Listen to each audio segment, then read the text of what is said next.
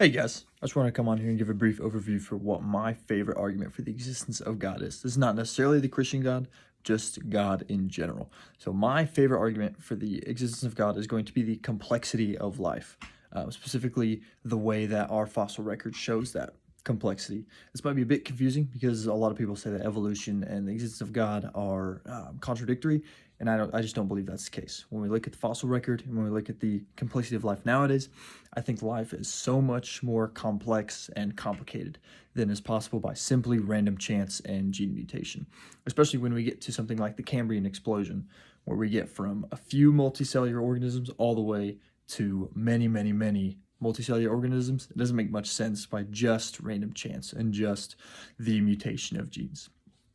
We can look at passages like Romans chapter 1, verse 20, which Paul says creation is evidence that God exists and that people have no excuse because of how complex and incredible creation is.